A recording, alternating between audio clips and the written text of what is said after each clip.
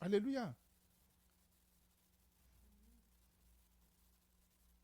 Tous ceux qui ont été grands dans l'histoire biblique, tous ceux qui sont grands dans le Seigneur aujourd'hui, les grands serviteurs de Dieu, les grands pasteurs, les grands prophètes, les grands évangélistes, les grands apôtres, les grands fidèles, ceux qui ont marqué véritablement leur présence et occupent une grande place au ciel, sont des gens qui dépendaient totalement du Seigneur. Ce sont des gens qui ont développé, qui ont appris à dépendre totalement de l'Éternel.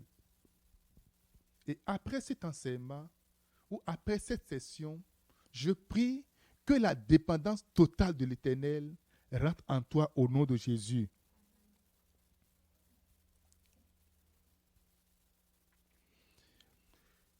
Pour parler de cette dépendance, je vais parler de 3 étapes. J'ai juste pris un homme, celui qu'on appelle David, l'homme selon le cœur de Dieu, qui dépendait totalement, qui est parvenu à dépendre totalement du Seigneur.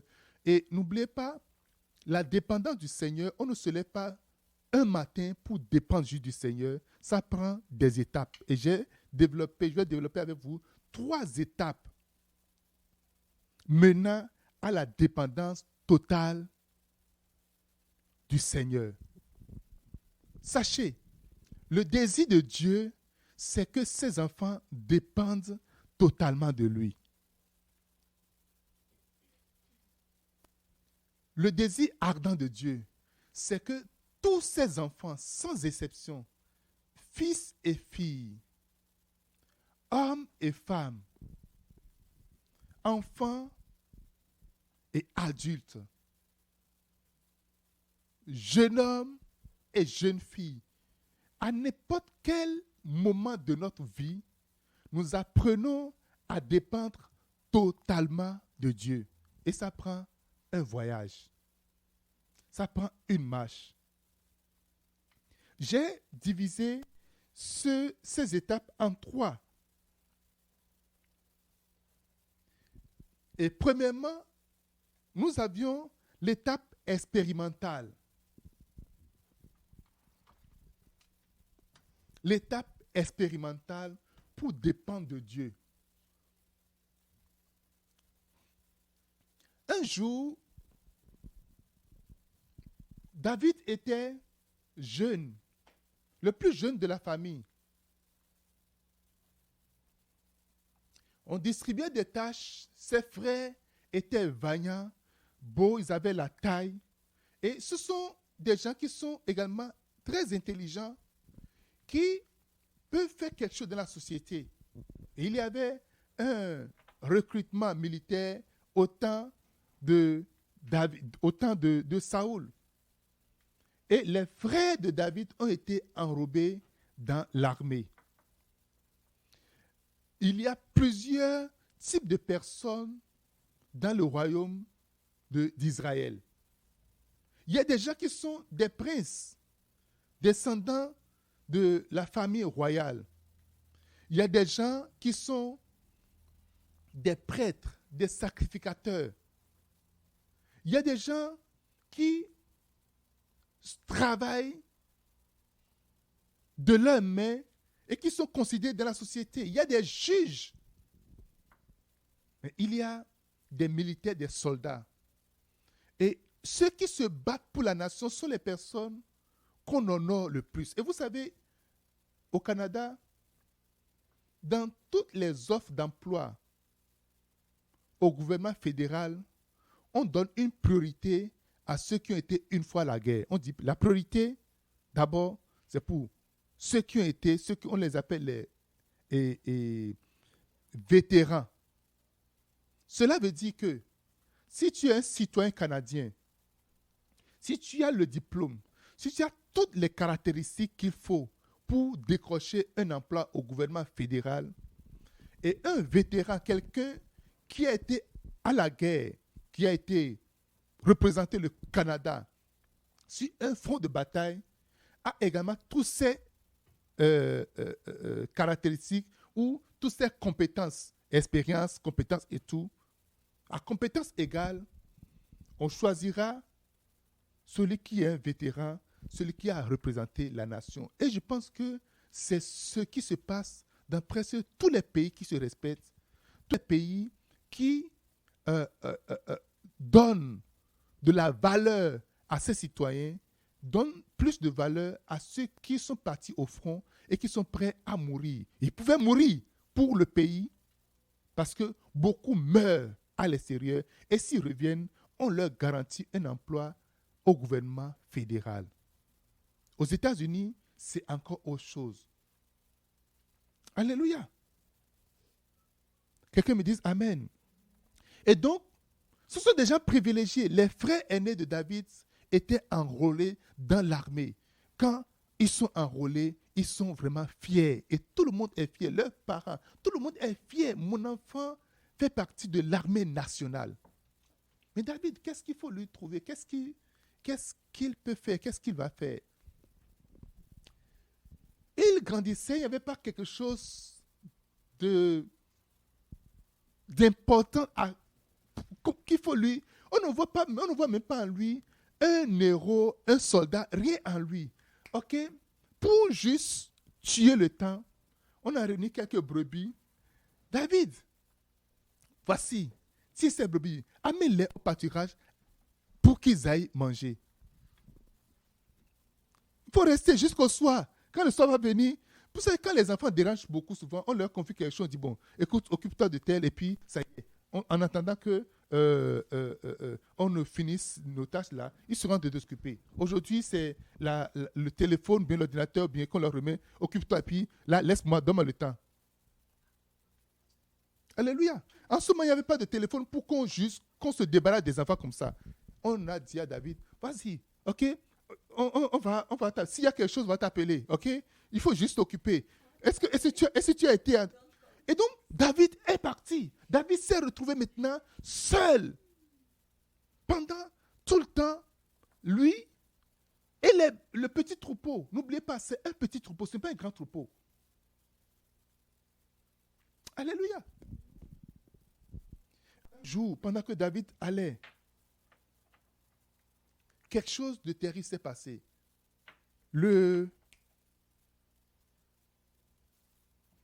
Un lion était en position, qui était très affamé, était en position et a guetté la troupe et s'est lancé.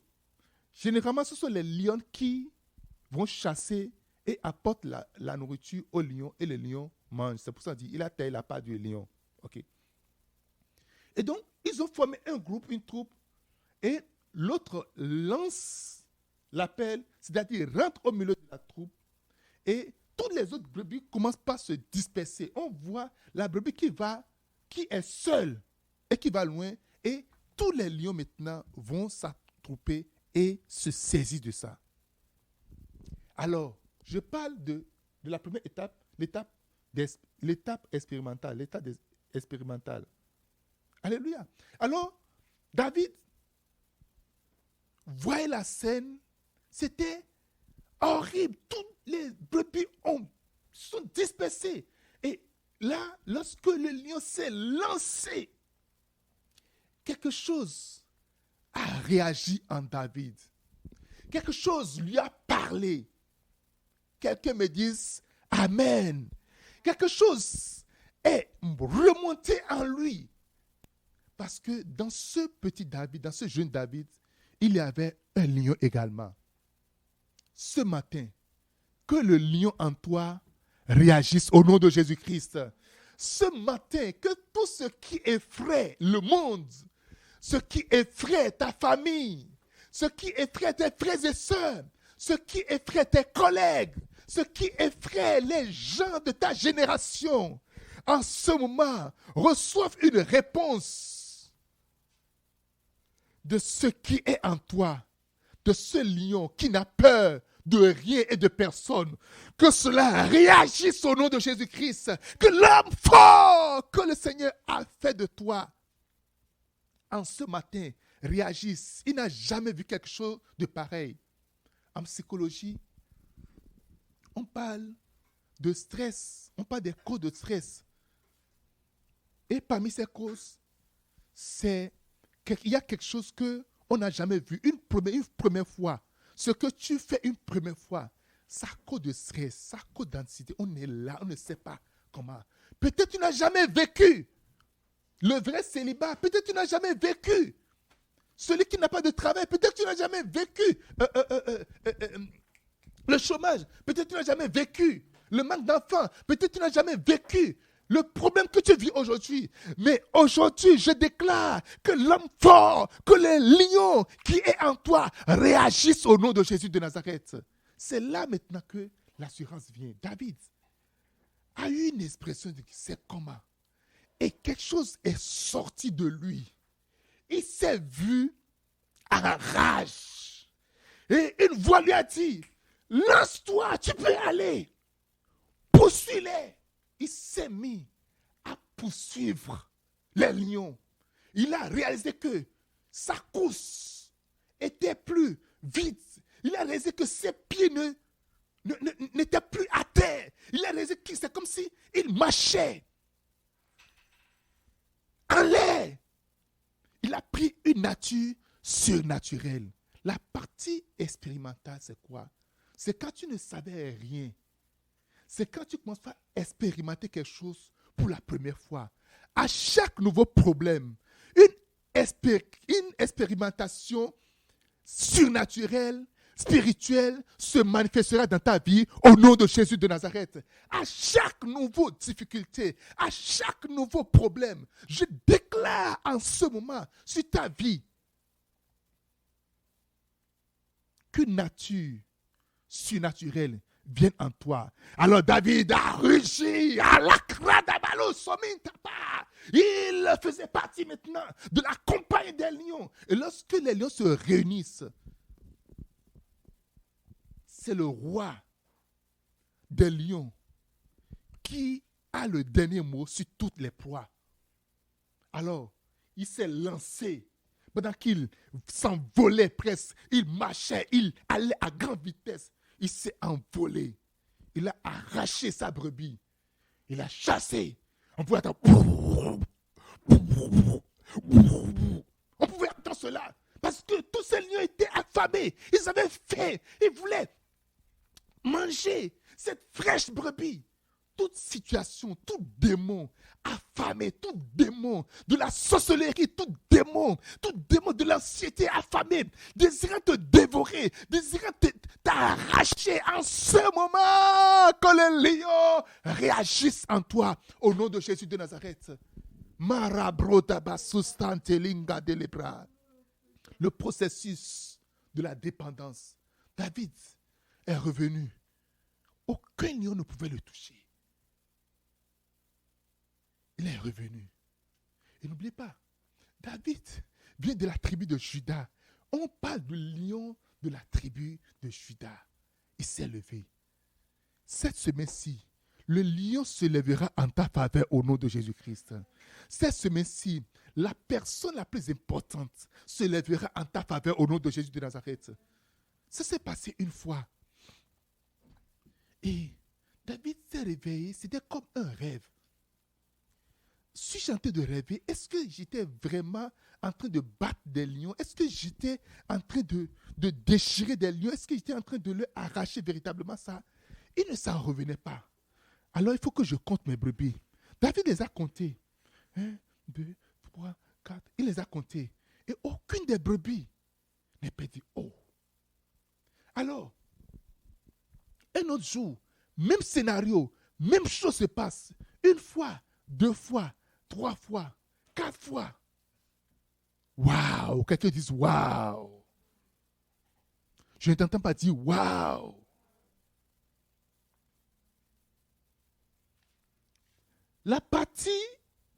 Cette partie est très intéressante parce que c'est comme l'étape du hasard.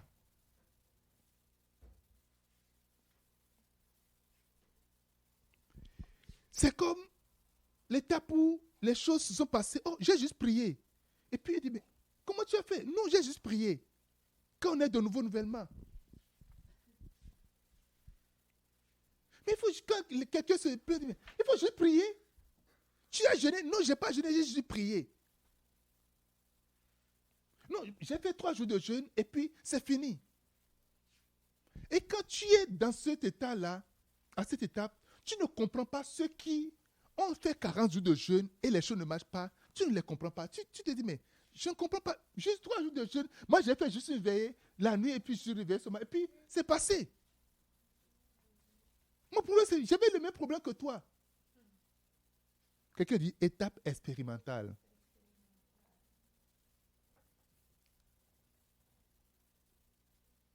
Quelqu'un dit étape expérimentale.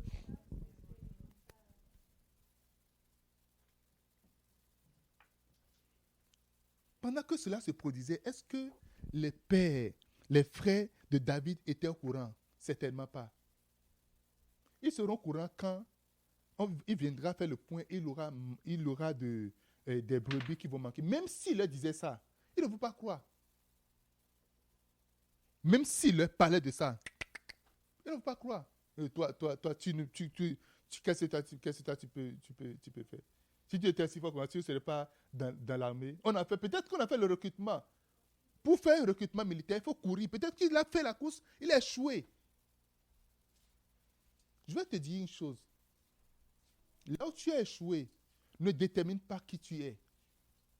Là où tu ne réussis pas ne détermine pas qui est en toi. Parce que la saison vient et le temps est venu. Et celui qui est en toi va donner le 20, va donner son dernier mot. Dis-moi un bon amen.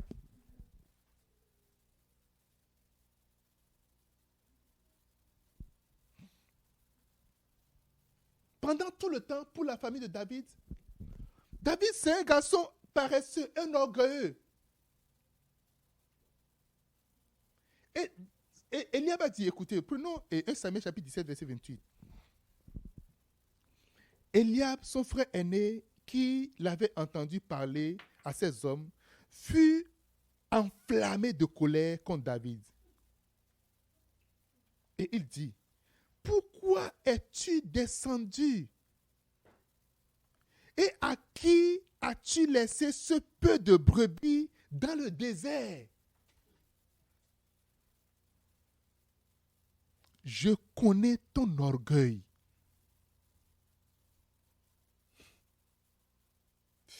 Alléluia. Il dit, je connais ton orgueil. Cela stipule que pendant tout le temps, David a été traité d'orgueilleux. Il a été traité aux yeux de ses frères. C'est un orgueilleux, c'est un prétendant, il prétend.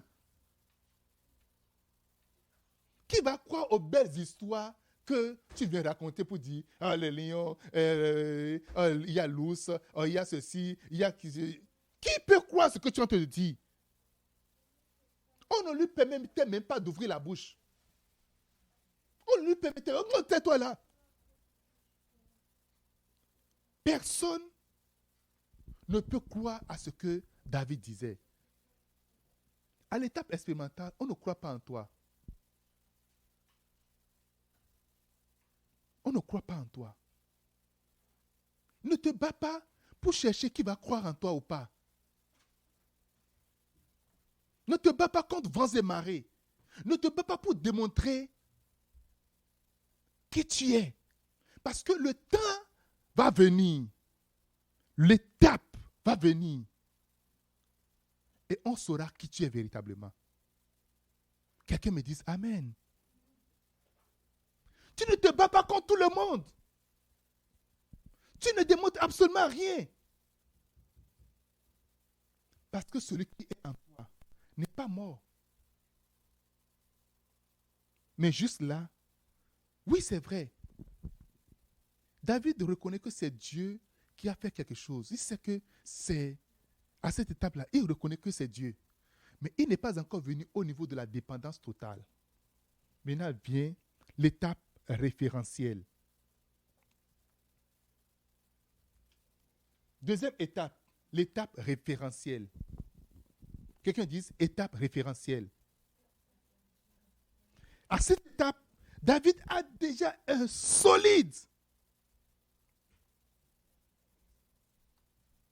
une solide expérience en matière de défense. En face de grands dangers. À l'étape référentielle, tu as un CV lourd. Quand on veut aller faire entrevue pour la première fois, pour le premier job dans le domaine, le CV, c'est vide, il n'y a rien dedans. On essaie d'embellir, on essaie de faire des ajustements, on essaie de parler, de raccorder des choses, parce que tu n'as peut-être jamais utilisé le logiciel. Tu vas dire, oh, pendant que j'étais à l'université, on a fait telle chose, et que ce logiciel correspond à tel logiciel, et ceci et cela. Pendant qu'on faisait des travaux, on dit, maintenant là, qu'est-ce que tu as de façon concrète? David avait un CV très lourd. Il savait comment attaquer. Il savait comment réagir. Il savait comment faire. Il connaît sa force. Écoutez 2 déclarations importantes que David a faites. D'abord, à Saoul. Parce que David, le grand Goliath est là. Il terrifiait tout le monde. Avec sa voix. Plus de 2 mètres de hauteur. Parmi vous, je veux une personne qui viendra combattre avec moi. Et si cette personne me tue, alors Israël a gagné. Et si moi je tue cette personne, alors nous avions gagné la bataille. Nous avions la victoire. Et Goliath lançait ce cri-là longtemps. Pendant longtemps. Il disait cela, les gens étaient là. Personne ne pouvait avancer. Le Goliath de ta famille va tomber au nom de Jésus-Christ. Il y a un Goliath dans ta famille qui donne des limites à tout le monde. Il y a un Goliath dans ta famille qui donne des limites financières. Il y a un Goliath dans ta famille qui donne des limites matérielles. Il y a un Goliath dans ta famille qui donne des limites professionnelles. Il y a un Goliath dans ta famille qui donne des limites spirituelles. Il y a un Goliath dans ta famille qui donne des limites sur le plan conjugal. Il y a un Goliath dans la région. Il y a un Goliath dans ta génération. Il y a un Goliath et personne n'a jamais affronté ce Goliath-là. On dit non. Rien de bon ne sortira de cette famille. Non. Il n'y a personne qui l'a fait. Personne n'a réalisé cela. Personne n'a fait ceci. Personne n'a fait cela. Tu ne peux pas faire la différence parce que Goliath a établi une loi. Et la loi de Goliath est passée sur ton grand-père, sur ta grand-mère, sur tes tantes, même sur ton père, sur ta mère. La loi de Goliath est établie. Et tu es venu. C'est ton tour maintenant. Et tu entends Goliath parler. Le lion va réagir. Je dis, le lion va réagir.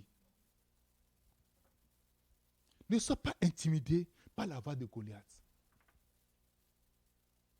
Nous dépendons d'une voix. Tout le monde dépend d'une voix. Pas de 2 voix, d'une seule voix.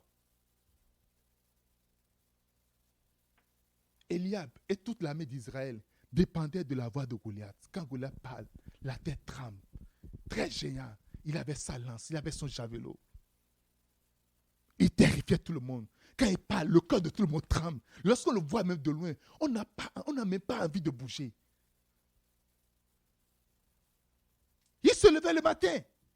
Et chaque fois, il parlait. Il insultait. Il narguait. Il donnait. Qu'est-ce qui a insulté ta mère? Qu'est-ce qui a insulté ton père? Qu'est-ce qui a insulté ta soeur? Ton frère aîné, qu'est-ce qu'il a insulté? Ceux qui sont dans le ministère au même moment que toi, qu'est-ce qui les a insultés? Qu'est-ce qui leur donne des défis? Aujourd'hui, je dis aujourd'hui, le ciel se manifestera au nom de Jésus de Nazareth. Écoutez ce que David a dit à Saoul. David dit à Saoul, 1 Samuel chapitre 17, versets 32 à 37. David dit à Saoul que le cœur ne faillit à personne à cause de lui. les situations viennent toucher le cœur en réalité. Parce qu'ils savent que le cœur, c'est le centre de tout. Parce que si le cœur est touché, c'est fini. Ton serviteur ira combattre avec ce Philistin. Et Saül dit à David, tu n'es pas capable d'aller contre un Philistin pour combattre avec lui. Aujourd'hui, peut-être que ce n'est pas Saül. Quelque chose te dit que tu n'es pas capable. Une voix te dit au fond de toi, tu n'es pas capable. Tu n'es capable de rien du tout. Ça, c'est la première autorité de la nation qui parle. C'est le roi qui parle. Après le roi, il n'y a plus personne. Il dit, tu n'es pas capable. Ma soeur, tu ne dépends pas de ces voix-là. Tu ne dépends pas de ces déclarations. Ta vie ne va pas dépendre de ce qui te dit que tu n'es pas capable. Dieu n'a pas créé des incapables. Dis, Dieu ne m'a pas créé en tant qu'incapable.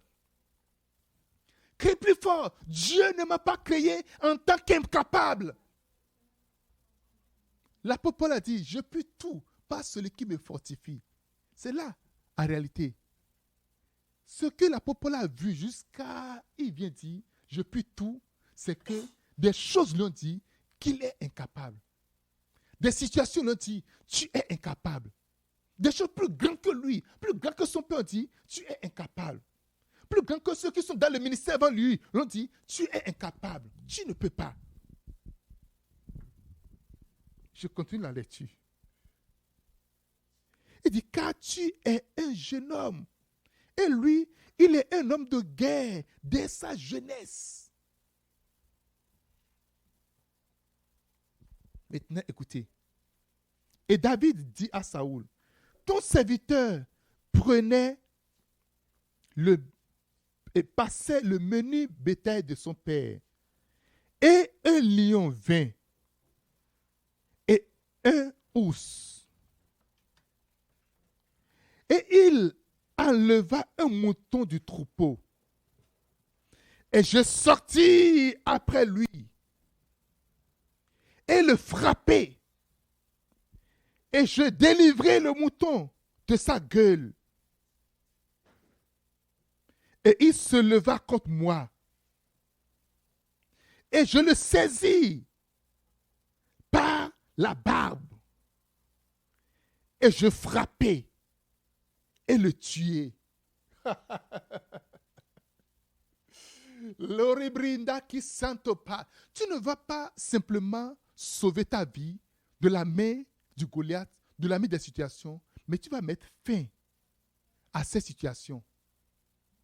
À partir de toi, plus jamais ça ne va se passer dans ta famille. À partir de toi, ce sorcier, ce méchant, cette sorcière, cette femme terrible qui gouverne, qui donne la main, qui passe la main à tout le monde.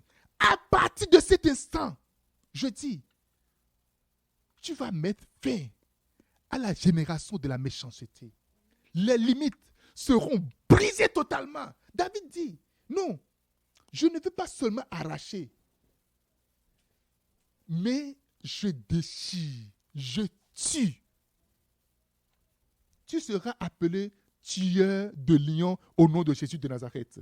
Je parle de l'étape référentielle. David, maintenant, est en train de se référer à son expérience passée.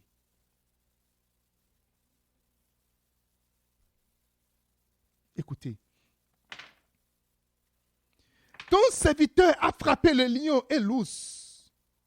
Et ce Philistin, cet incirconcis, sera comme l'un d'eux, car il a outragé le peuple rangé du Dieu vivant. Et David lui dit, l'Éternel m'a délivré de la patte du lion et de la patte de l'ours. Il me délivrera de la main de ce Philistin. Au pouvoir référentiel ou à l'étape référentielle, On se rappelle de ce que Dieu a fait par le passé. Et ça nous donne la force. On se rappelle des bienfaits de Dieu. On se rappelle des victoires. Parce que la vie, nous sommes en guerre jusqu'à la fin de notre vie. Ça ne peut pas finir. Et ça ne finira pas. Nous allons gagner des batailles. David se référait à ses victoires. Et il est sûr de lui-même en ce moment. Oui, il croit que c'était Dieu. Mais il n'est pas encore à l'étape de la dépendance totale. Alléluia. Lorsqu'on vient au niveau de l'expérience, lorsqu'on vient au niveau de l'étape référentielle,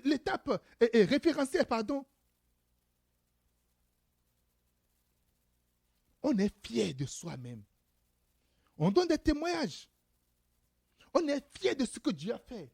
On est sûr que Dieu va encore faire. On est très sûr de nous-mêmes. On a une assurance. On peut se lancer parce qu'on a la force. On peut se lancer parce qu'on est capable. On peut se lancer lorsque tu viens au niveau de l'expérience. À ce niveau, tu as tous les diplômes. À ce niveau, tu as les titres. À ce niveau, tu as la force. À ce niveau, tu as l'onction. Tu as déjà guéri des malades, une fois déjà, plusieurs fois. À ce niveau, tu as déjà implanté plusieurs églises. Tu connais les difficultés d'être missionnaire. À ce niveau, tu as connu des douleurs et tu connais la fin des douleurs, comment ça se passe. À ce niveau, tu as déjà de l'argent.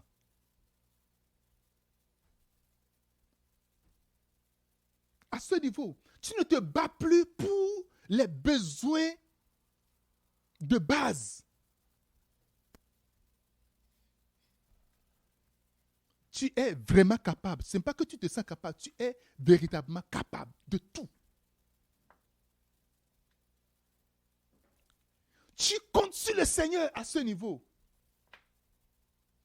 Et tu peux te lever et faire tout ce que tu veux. Quand tu veux, comme tu veux, avec qui tu veux.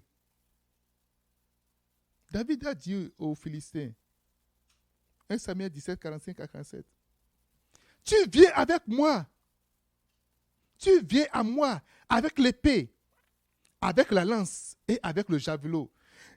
Et moi, je viens à toi au nom de l'Éternel des armées, le Dieu d'Israël, que tu as outragé.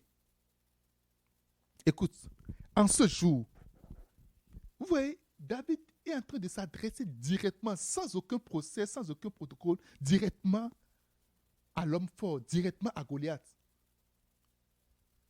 En ce jour, l'Éternel te livrera entre mes mains. Il lui a dit ce que Dieu veut faire. L'Éternel te livrera entre mes mains. Et je te frapperai. Et j'ôterai ta tête au-dessus de toi. Et je le donnerai au cadavre. Je le donnerai en cadavre. En ce jour, les cadavres du camp des Philistins aux oiseaux du ciel et aux animaux de la terre. Et toute la terre saura qu'il y a un Dieu pour Israël.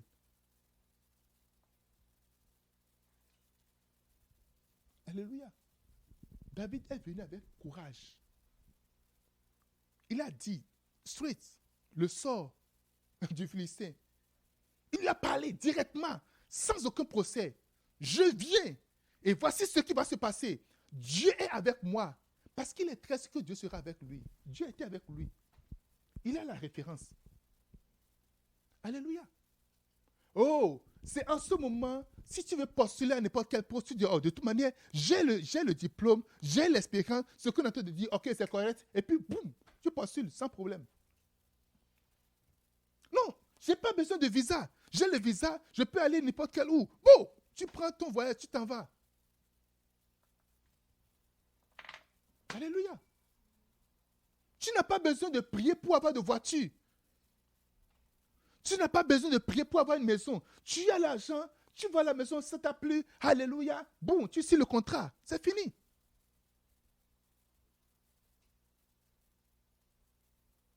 Toute personne malade autour de toi, tu vois la personne est malade. Bon, tu vas, tu pries pour la personne. La personne est guérie. Ça y est, c'est fini.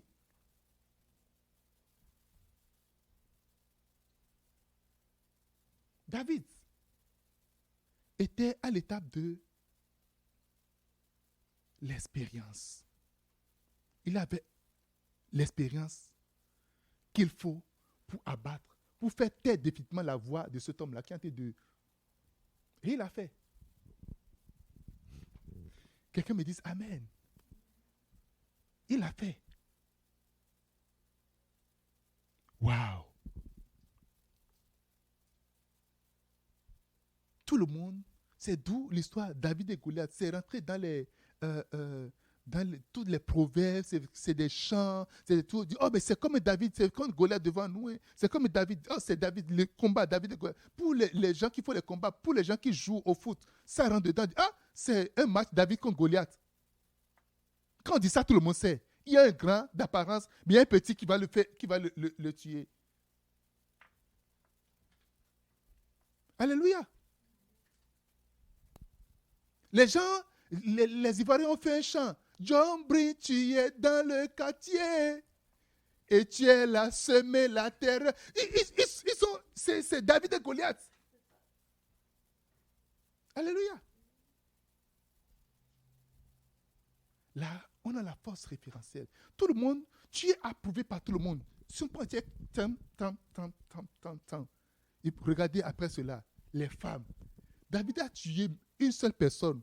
Les femmes commencent à dire, David a tué 10 000, Saoul a tué 1000, David a tué 10 000. David n'a pas tué 10 000 personnes, il a tué juste une seule personne. Alléluia. À l'étape d'expérience là, il y a le démon de l'orgueil qui vient. On est côte à côte avec le démon de l'orgueil.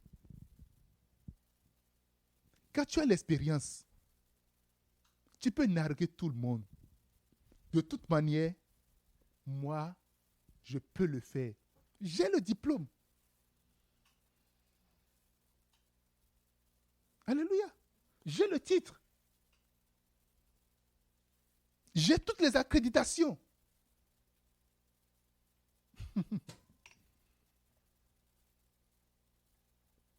J'ai l'argent.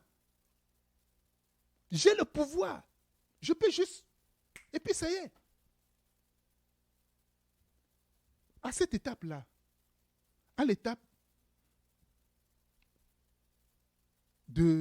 où tu as le pouvoir référentiel, à l'étape référentielle, fais attention parce que tous tes problèmes vont commencer par là. Dieu ne nous donne pas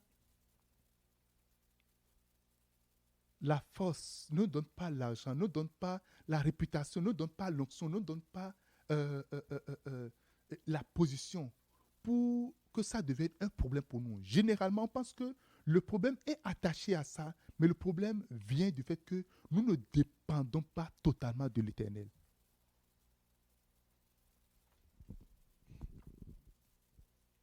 La nuit de David, toutes les années de David ont commencé par là. Quand les femmes ont commencé à dire, David a tué 10 000, et Saoul a dit, mais il a fait les calculs, il dit, mais la guerre là, combien de Philistins étaient venus?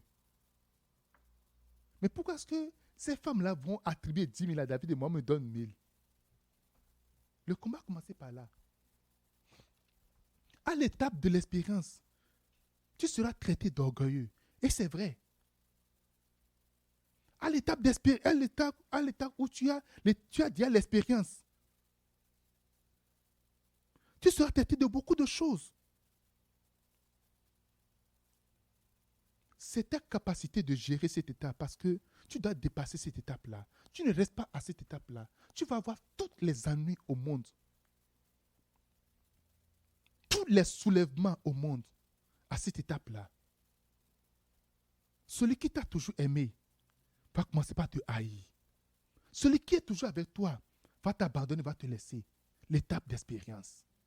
Parce que tu es sorti de l'eau. Regardez, David est venu, ce petit garçon-là qu'on a toujours méprisé.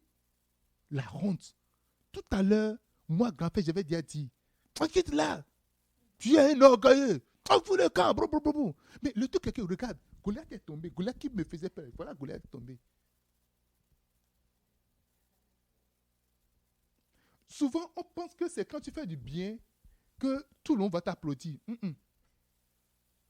Le fait de faire du bien peut susciter ou va susciter encore beaucoup plus de jaloux, beaucoup plus d'adversaires, beaucoup plus d'opposition. Vous connaissez l'histoire de Jésus. Il vient que les gens disent, oh non, il a chassé un fou dans le pays, fait du mal à tout le monde. Il a chassé les démons, les gens, pardon, tu ne restes pas ici, il faut partir de là. Quelqu'un dit Amen. Dis-moi bon Amen. Ce n'est pas parce que tu as la parole de connaissance que, ah non, tout automatiquement, tout le monde va croire en toi, tout le monde va s'attrouper de toi, c'est faux. Alléluia. Je prêchais dans un village, ce n'est pas un grand village, et j'avais reçu une parole de connaissance pour quelqu'un. La personne, j'ai donné le nom de la personne, j'ai dit telle chose, et puis, c'est passé. Mais vous savez que il y a des gens qui ne venaient plus à la rencontre. Ils ont dit que s'ils viennent là, que ça se peut que je dise quelque chose qu'ils ont fait et pour ces raisons qu'ils ne vont pas venir. Quelqu'un dit, hey, alléluia.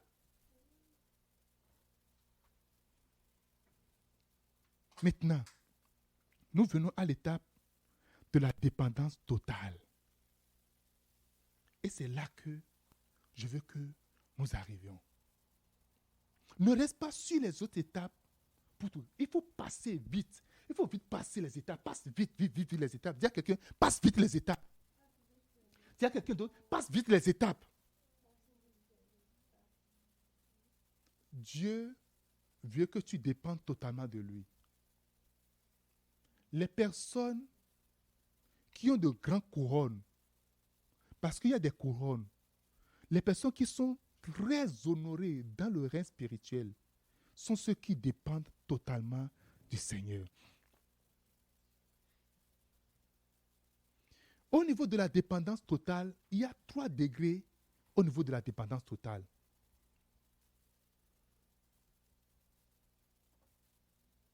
Il y a 3 degrés au niveau de la dépendance totale.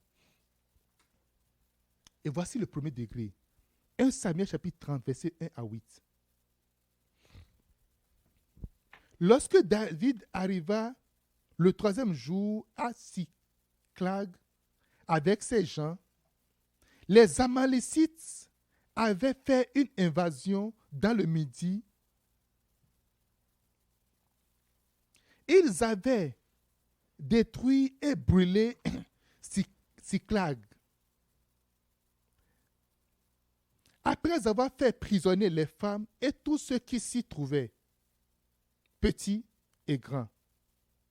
Ils n'avaient tué personne, mais ils avaient tout amené et s'étaient mis en route.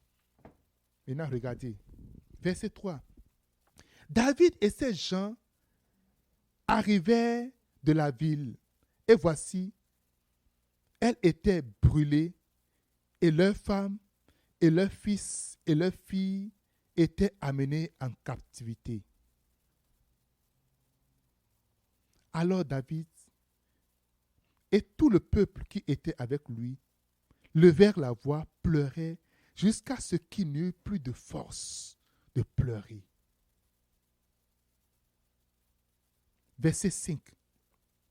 Les 2 femmes de David avaient été amenées.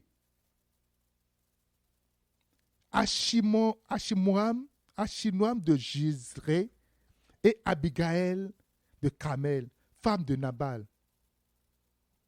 David fut dans une grande angoisse, car le peuple parlait de lapider David, parce qu'ils avaient tous de l'amertume dans l'âme, chacun à cause de ses fils et de ses filles. Mais David reprit courage en s'appuyant sur l'Éternel son Dieu. Verset 7. Il dit au sacrificateur Abiathar, apporte-moi donc l'éphod. Abiathar apporta l'éphod. Voici. Verset 8. Et David consulta l'Éternel disant, poursuivrai-je cette troupe? L'atteindrai-je? L'Éternel répondit, poursuis, car tu atteindras. La dépendance. David est venu dans la ville, ses fils, ses femmes, tout le monde était enlevé. Il ne restait plus personne. Tout ce qu'ils possédaient, leurs biens ont été pillés. Tout était parti. La ville a été brûlée.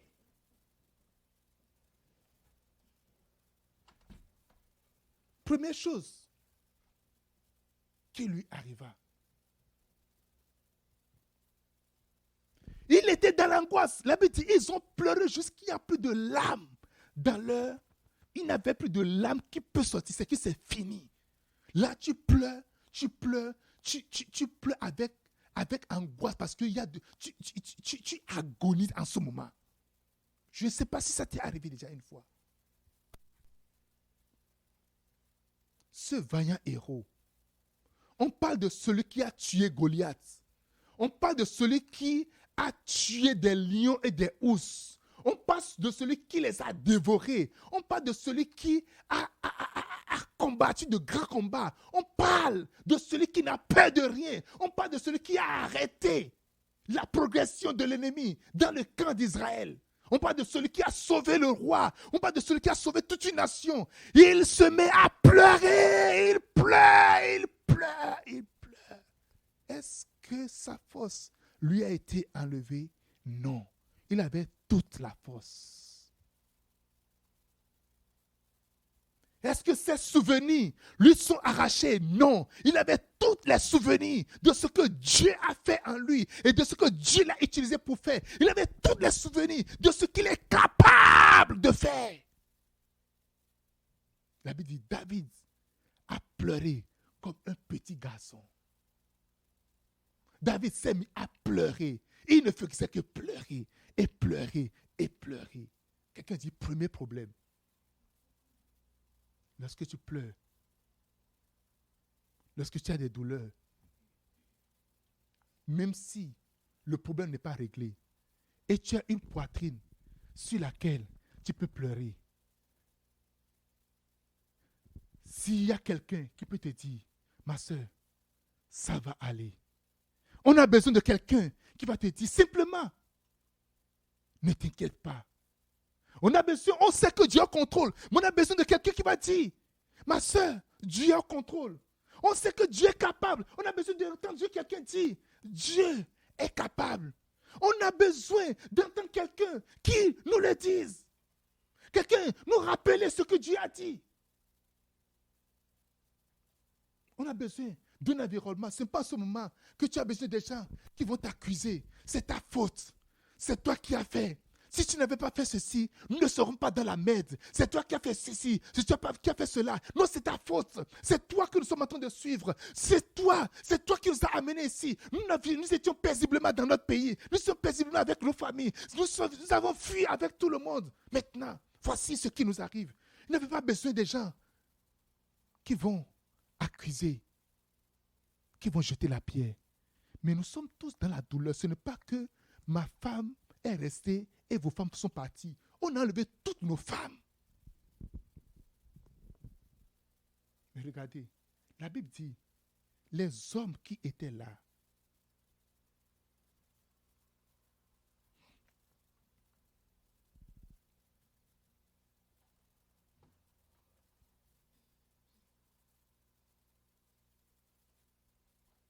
David, verset 6, David fut dans une grande angoisse, car le peuple parlait de le lapider, parce que tous avaient de l'amertume dans l'âme. Lorsque l'amertume vient dans l'âme, tu ne peux plus te contrôler.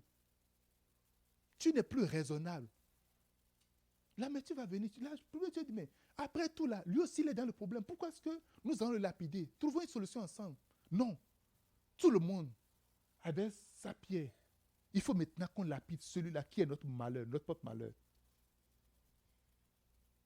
Deuxième problème de David. Non seulement que sa femme est partie, le peuple qui devait être son soutien l'a abandonné. Il ne l'a pas seulement abandonné, il veut maintenant lui éliminer la vie. Il veut le tuer. Les paroles vont venir. Des voix vont s'élever. Là, tu n'as plus d'amis. Tu n'as plus de partenaires. Des gens avec qui tu as combattu par le passé. Des gens avec qui tu étais ensemble. Vous avez prié ensemble, vous avez jeûné ensemble, vous êtes partis sur les montées ensemble, vous avez été à des conférences ensemble. Tu n'as plus ces gens-là, ils sont prêts à t'accuser, ils sont prêts à te jeter la pierre, ils sont prêts à dire tu mérites la mort, tu es une méchante personne. Ils sont prêts à montrer une autre couleur de qui tu es, qui tu n'es véritablement pas. Ils sont prêts à le faire. Quand ça arrive, Dieu t'amène à l'étape de la dépendance totale. Quand ça arrive, Dieu t'amène au niveau de la dépendance totale. Dieu ne veut plus que tu dépendes de qui que ce soit autour de toi. Le temps va arriver, tu ne vas plus dépendre de ton père. Le temps va arriver, tu ne dépendras plus de ta mère. Le temps va arriver, tu ne dépendras plus de ta force. Le temps va arriver, tu ne dépendras plus de ton épouse. Le temps va arriver, tu ne dépendras plus de ton époux. Le temps va arriver, tu ne dépendras plus de ceux qui te supportaient, te soutenaient en ce moment. Oh, vas-y, tu es loin de Dieu, tu es le pasteur, tu es l'évangile. On a vu l'onction de Dieu sur toi. Tu es comme le bishop d'Arc de la nation. C'est toi, c'est toi. Le temps va arriver.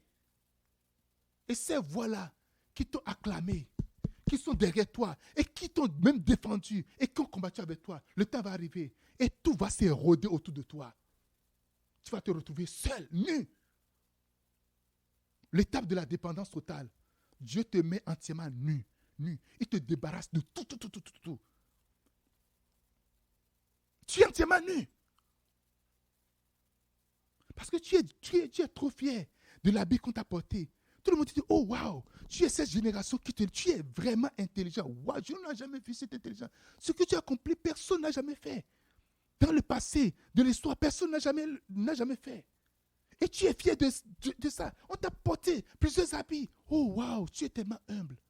Oh, waouh, tu es ceci, tu es doux. Oh, c'est sans toi, nous ne serons pas ici. C'est toi qui as fait ceci, mais le temps va arriver. Et tout sera oublié à cause de l'angoisse, à cause de l'amertume. Ils ont pris le pied. Maintenant, il veut lapider David. David a repris courage. Maintenant, il a arrêté les larmes. Il a arrêté de pleurer. Il a arrêté de se lamenter. Il a arrêté ses larmes. Lorsque tout s'érode autour de toi, lorsque tu n'as plus de support, lorsque tu es comme suspendu en l'air, ma soeur, mon frère, sèche tes larmes. Ce n'est plus le temps de continuer à pleurer. Arrête maintenant de pleurer. Tu viens dans une saison de dépendance totale. Tu viens dans une saison de dépendance totale. Je dis, Dieu t'amène dans cette saison de dépendance totale. Dieu veut maintenant que tu focuses en lui, que tu mets ton focus sur lui maintenant. Tu as assez mis ton regard sur ton père. Tu as assez mis ton regard sur tes partenaires. Tu as assez mis ton regard sur ton argent. Tu as assez mis ton regard sur les gens pour qui tu comptes beaucoup, des gens auprès de qui, des gens qui sont comme des habits autour de toi. Dieu te déshabille. Il fait l'érosion autour, il creuse tout autour de toi. Et tu te vois maintenant suspendu. Regarde en bas. Regarde vers le bas. Il y a une main. C'est la main de Dieu. Je dis c'est la main de Dieu. Je dis c'est la main de Dieu qui te soutient. Tu n'as que besoin de la main de Dieu à ce moment. À ce moment, tu n'as que besoin de la main de Dieu. Vous n'avez jamais vu, quand David voulait tuer le lion, qu'il alla consulter l'Éternel. Lorsque David voulait tuer Goliath, nulle part on a dit qu'il a consulté l'Éternel. Non.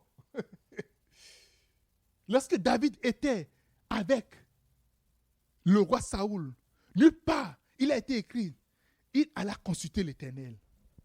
Lorsqu'il était avec Goliath, en face de Goliath, il a fait une déclaration de force. Nulle part, David a été consulter l'Éternel. Mais la Bible dit, il a pris ses forces. Je veux que tu reprennes toutes tes forces ce matin.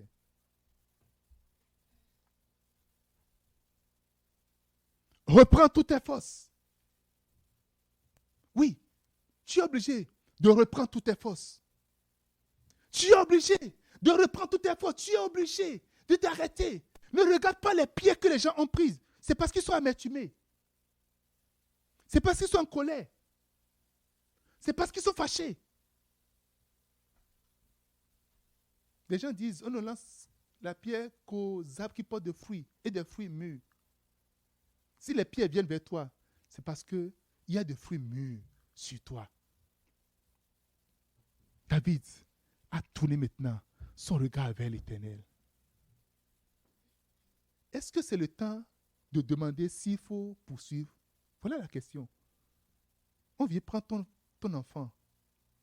Et tu sais ceux qui sont venus kidnapper ton enfant. Et ils sont partis avec. Ils ont pris tes biens, ils ont pris ta voiture. Tu connais le voleur, tu connais son adresse. Et tu vas demander à Dieu, Dieu, est-ce que tu veux que j'aille porter plainte? Veux-tu que j'aille prendre ma voiture? À cette saison, on peut te traiter de lâche.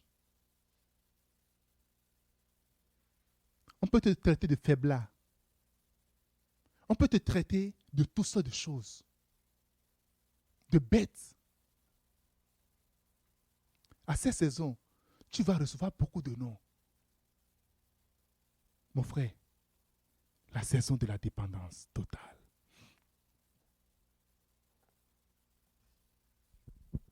La saison de la dépendance totale. Et là, nous sommes encore au premier degré. Regardez les questions que David a posées. N'oubliez pas. Regardez bien les questions. Il consulta l'Éternel et dit, poursuivrai-je ces troupes? Atteindrai-je? Deux questions. Est-ce que tu veux que je vais poursuivre? Est-ce que si je poursuis, je vais atteindre? Mon frère, beaucoup de gens se lancent dans des courses qui ne vont jamais y arriver. Lorsque tu viens au niveau de la dépendance, tu ne te bats pas, tu ne te lances pas juste parce que je vais quand même le faire. Je ne sais pas, mais je vais quand même le faire. Non. Tu ne dis pas, je vais quand même le faire. Tu ne te mets pas seulement comme ça pour dire, ok, je m'en vais. Non, tu ne fais pas ça. David s'est assuré, est-ce que le carburant que j'ai, ça peut me suffire pour aller? Je vais poursuivre. Est-ce que je peux atteindre?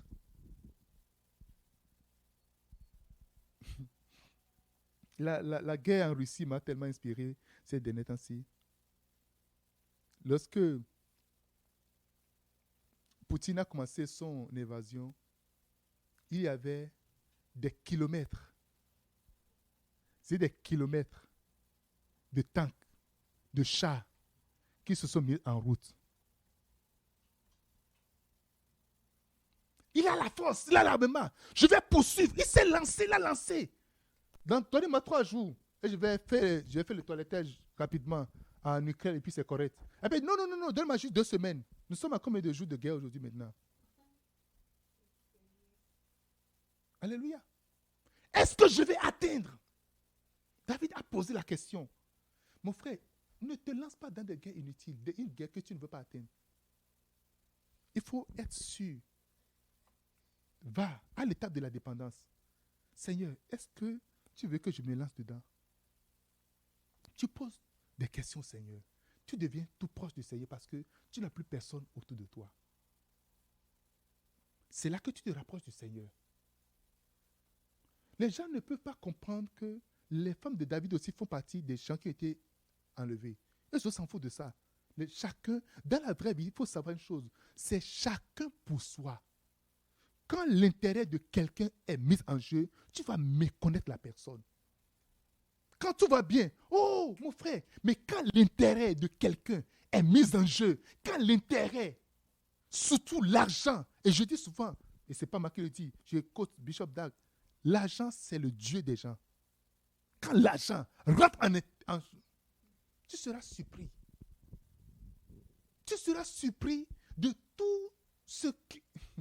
Très peu de personnes n'ont pas pour Dieu l'argent. Alléluia. Quelqu'un dit Amen. Dis-moi bon Amen. Dis premier degré. Au premier degré, on pose deux questions. Au premier degré, on commence par poser des questions à Dieu. On ne se lance plus. On sait maintenant qu'il faut maintenant se rabattre sur le Seigneur.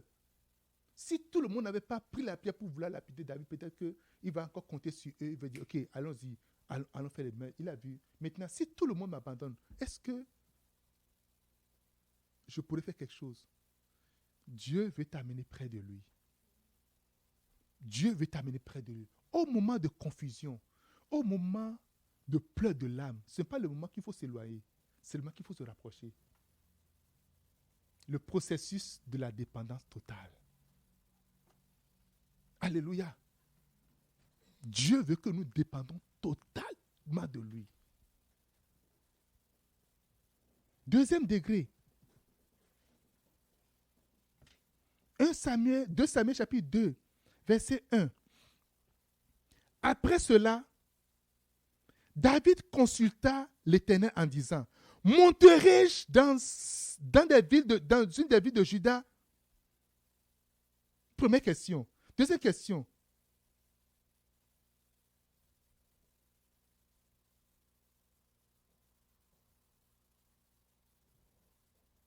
L'Éternel lui répondit, monte. OK? Maintenant, David dit, où monterai-je? Et l'Éternel répondit, à Hébron. Dieu a dit qu'on va partir. Bon, on se lève, on part. Ah, c'est Dieu qui a dit qu'on va partir. Il a bien posé la question. C'est après quoi? Après la mort de Saoul. Celui qui était en train de le chasser, celui qui l'a renvoyé en exil. Saoul est mort. L'opportunité est là. Les portes sont ouvertes. Il n'y a plus rien qui peut m'arrêter. Plus rien du tout. Mais David est parti encore consulter l'Éternel. Celui qui est en train de te chasser, ton ennemi est mort. Qu'est-ce que tu attends pour rentrer au palais? Qu'est-ce que tu attends pour retourner en ville? Il a dit, est-ce que je vais monter dans la ville de Juda, dans une des villes de Juda? Dieu a dit, oui. Feu vert. Il ne s'est pas juste arrêté sur le feu vert. Il a dit maintenant, où? Une autre précision. Lorsque tu viens au niveau de la dépendance totale, tu pars de précision en précision. Seigneur, que veux-tu que je fasse? Où est-ce que tu veux que je le fasse? Comment veux-tu que je le fasse? Tu es sûr maintenant, tu es précis, tu es très sûr que tu veux rentrer directement dans la volonté totale de Dieu. David sait qu'il ne peut pas monter partout. David sait, oui, je vais monter, mais il y a plusieurs endroits où je vais monter. Je ne vais pas monter partout. Je ne vais pas juste me lancer comme ça, dire, où est-ce que je vais partir? Et vous allez voir dans toutes ces parties, 1 Samuel, juste 2 Samuel, il y a plusieurs fois, et David consulta l'Éternel. Et David consulta l'Éternel. Et David consulta l'Éternel. Quand tu ne viens pas au niveau de la dépendance totale, tu ne peux jamais rentrer dans ta destinée. Pendant 25 ans, David n'a jamais été roi. Après avoir été oint. Tu peux recevoir une prophétie pendant 25 ans sans que cela ne s'accomplisse. Dieu peut te donner quelque chose pendant 25 ans sans que tu ne saisisses la chose. Dieu peut approuver ta voix pendant 25 ans sans que tu ne rentres véritablement dedans. Mais pourtant, Dieu m'a dit ça. Mais pourtant, Dieu m'a fait ceci. Tu n'es pas venu à l'étape de la dépendance totale. Lorsque David est venu là maintenant, Dieu va, yes, tu es qualifié. Tu peux maintenant devenir roi. Parce qu'il connaît l'expérience avec Saoul. Qu'est-ce qui s'est passé avec Saoul? Dieu a dit, vas-y, tu tues tout le monde. Tu ne laisses même pas une seule personne. Saoul a tué tout le monde. Mais il a laissé des veaux gras. il a laissé des rois.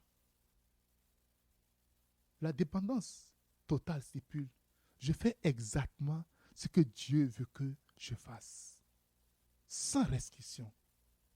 Je fais exactement ce que Dieu veut que je fasse. Je suis prêt à écouter la voix de Dieu. Beaucoup de gens n'aiment pas écouter la voix de Dieu. Pas parce qu'ils ne veulent, pas parce qu'ils ne savent pas écouter, mais ils ne veulent pas écouter. Pas parce qu'ils ne veulent pas écouter simplement, parce qu'ils ne veulent pas faire, ils ne sont pas prêts à faire ce que Dieu veut qu'ils fassent. Non.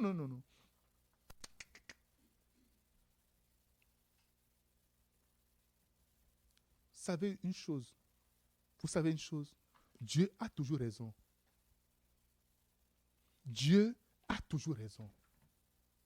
Je dis, Dieu a toujours raison. Et le truc est qu'il veut que nous dépendons totalement de lui. Il veut que nous dépendons entièrement de lui. Deuxième degré, la dépendance où tu vas encore dans la précision. Que veux-tu que je fasse? Où veux-tu que je le fasse? Comment veux-tu que je le fasse? Quelle est la manière? Avec qui veux-tu que je le fasse? Tu vas là. Quelqu'un me dit Amen. David ne s'est plus arrêté simplement. Monterai-je, atteindrai-je? Non. Maintenant, où est-ce que je vais monter? Où est-ce que je vais monter? Dieu a dit, oui, tu peux monter. Maintenant, où est-ce que je vais monter? Des fois, David dit à Dieu, est-ce qu'il consulte Dieu? Dieu dit, attends d'abord. Tu vas monter, mais attends d'abord. Je t'ai dit à donner, mais attends d'abord. Tu vas acheter la voiture, mais attends d'abord. Oui, tu as l'argent pour acheter la maison, mais attends d'abord. Tu vas construire. David a décidé, il veut construire la maison de l'Éternel. Il dit, je veux construire la maison de l'Éternel. Mais il a consulté l'Éternel. Dieu a dit, non, c'est bon. Ton cœur, c'est bon. Mais tu ne veux pas construire. C'est ton fils qui va construire. Alléluia. Lorsque tu viens à la dépendance totale, tu dépends totalement du Seigneur. Il y a des choses que tu ne fais plus. C'est là que l'apôtre Paul dit, si je vis, ce n'est plus moi qui vis, mais c'est Christ qui vit en moi. Ce n'est plus ta volonté. Le dernier degré de la dépendance, c'est la dépendance qui, même en face de la mort, même en face d'une mort certaine. Luc chapitre 23, verset 46. À ce degré de la dépendance, très peu de personnes, ou dans mes études, je n'ai pas encore trouvé quelqu'un qui est venu à ce niveau-là. Oui, il y a des gens. Mais la personne qui a expérimenté véritablement ça, c'est le Christ, Seigneur Jésus-Christ. Jésus s'écria d'une voix forte, « Père, je remets mon esprit en tes mains. » En disant ces paroles, il expia. Quand Jésus a fait ça, Jésus, juste avant ça, a vu le Père l'abandonner. Je parlais tout à l'heure, tout le monde t'a abandonné. Tes amis t'ont abandonné, ta femme t'a abandonné, ton mari t'a abandonné, tes parents t'ont abandonné, tes enfants t'ont abandonné, tes amis, tout le monde t'a abandonné. Et je parlais de Dieu. Jésus a vu Dieu le Père lui-même l'abandonner. Le temps va venir, tu auras le sentiment que Dieu t'a abandonné. Parce qu'il ne répond même plus. C'est tout comme si ta prière est devenue hostile devant lui. C'est comme s'il ne veut plus de toi. C'est comme si ce n'est pas lui qui t'a envoyé en mission. La mission devient très dure, très difficile. Il a fini de prier 3 heures. Je veux, Seigneur, que tu changes cette chose-là. C'est dur. Je ne dirai pas la croix. Pas ma volonté, mais ta volonté. Il a fait ça. Ils se sont entendus. Jésus est venu après une entente du ciel. C'est Dieu qui l'a dit de partir. Mais voilà, il vient sur la terre. Il a fait tout ce qui est bon, tout ce qui est bien. Les gens maintenant, l'ont pris, ils l'ont frappé, ils l'ont accusé injustement. Ils ont craché sur son visage. Et on l'a mis à la croix, on l'a cloué à la croix. Et Dieu le Père qui l'a envoyé a tourné son dos, lui aussi l'a abandonné. Lorsque tu te sens entièrement abandonné, même pas le ciel, même pas un seul ange, tu n'as aucune vision, tu n'as plus de révélation, tu n'as plus rien du tout. Qu'est-ce que tu feras en ce moment quand tu n'as plus de réponse à n'importe quelle question? Tu vas dépendre encore de lui.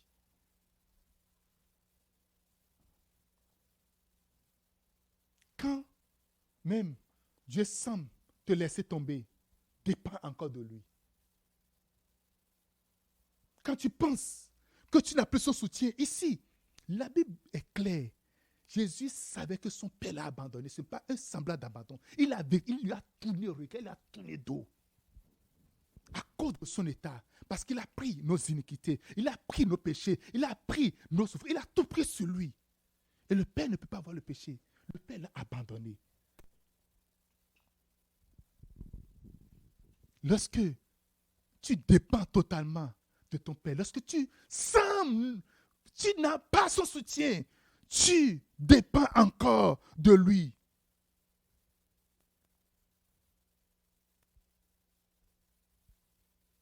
Tu dépends totalement de lui. Mon frère, ma soeur,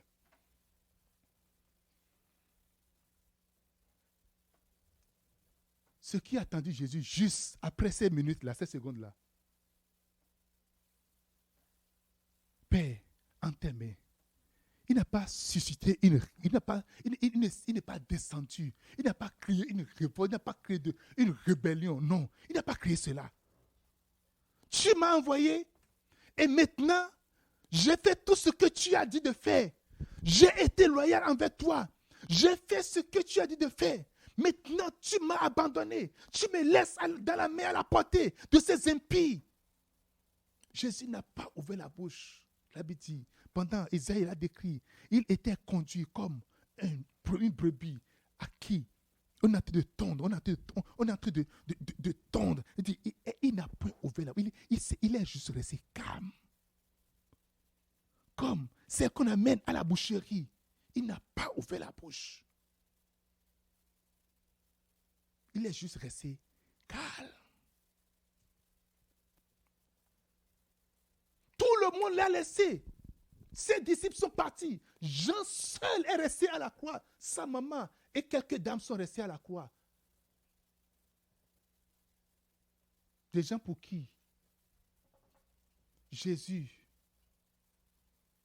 pouvait mourir. Ils étaient sur l'eau. Et tous, ils devaient sombrer.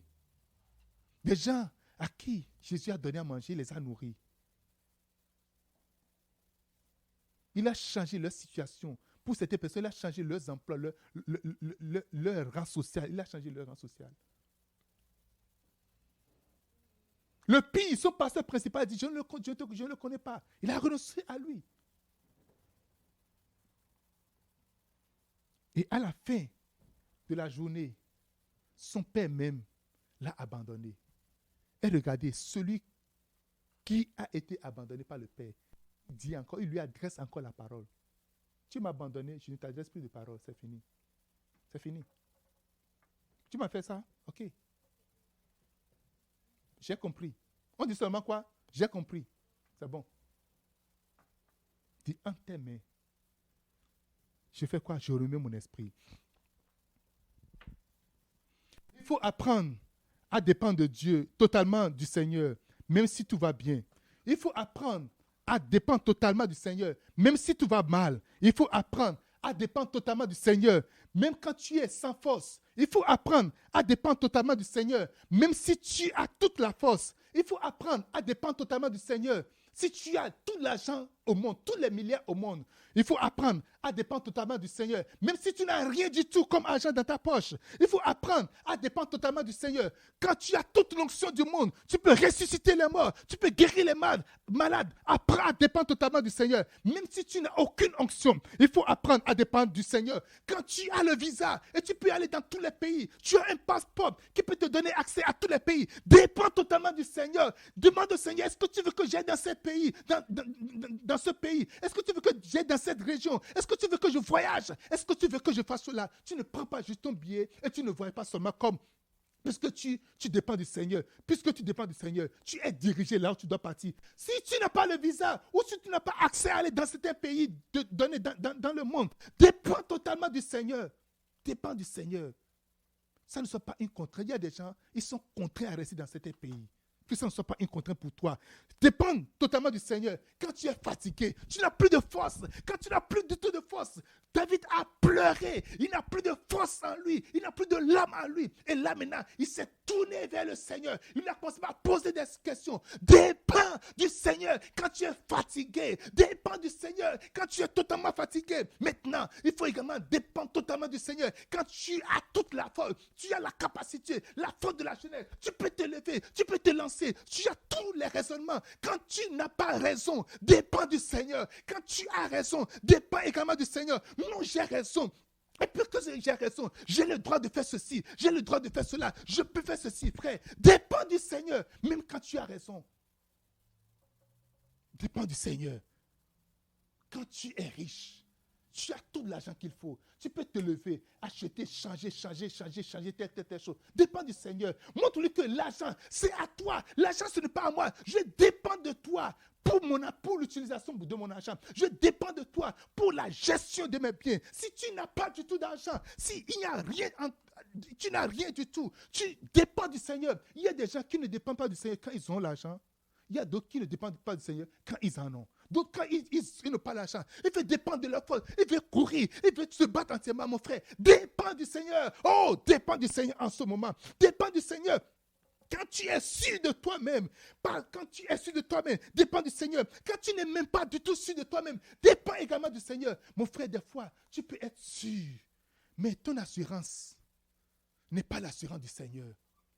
Dépends du Seigneur. Quand tout le monde est avec toi,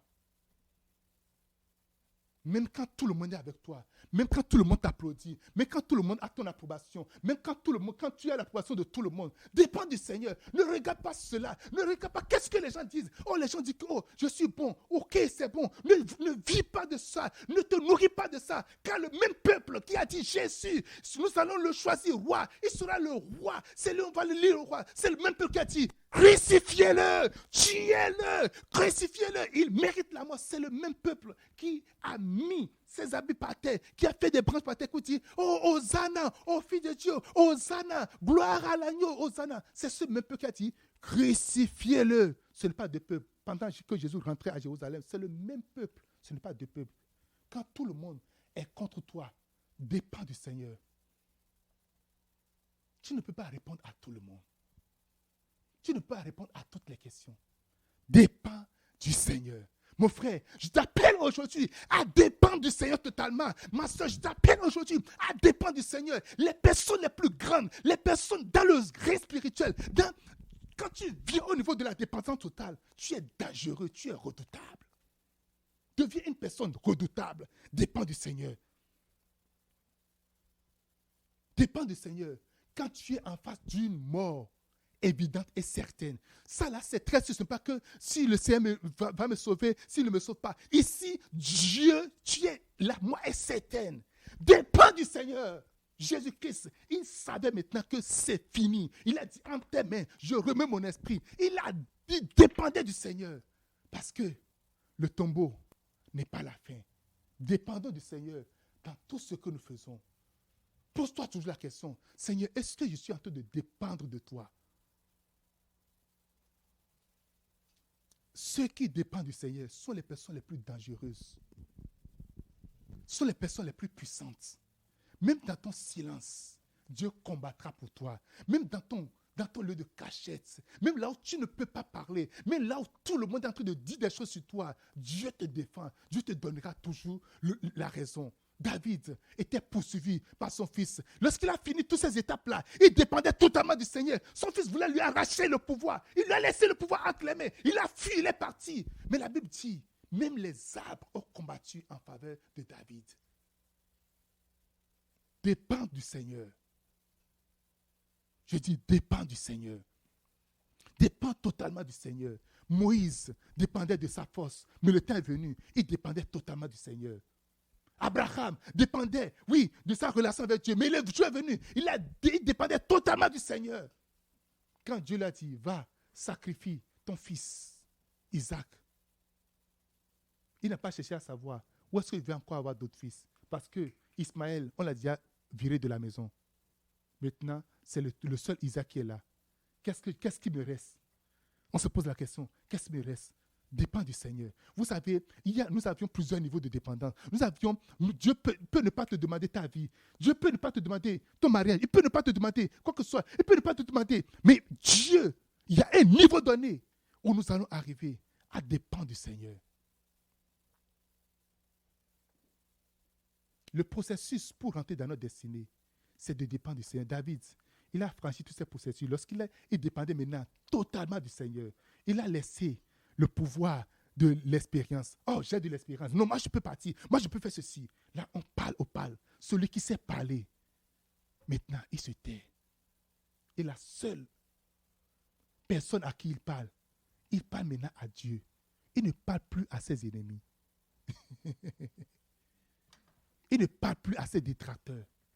Il ne donne plus la parole. David n'a pas parlé à ceux qui veulent lui jeter la pierre. David a parlé à l'Éternel.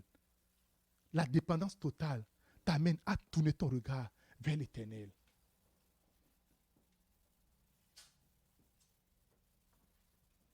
Lorsque tu as tous les ennemis à tes portes, tout ton regard, Ézéchias, lorsqu'on lui a envoyé la lettre, on a donné tous les injures. Il ne s'est pas adressé à ceux qui lui ont envoyé la lettre. Il s'est tourné vers l'Éternel et dit, regarde Seigneur, ce qu'ils ont dit. Regarde, oh Dieu. Ta réussite dépendra de ton niveau de dépendance. Nous allons prier.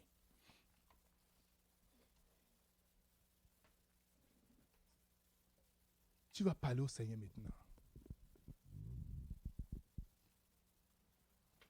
Apprends-moi à dépendre de toi.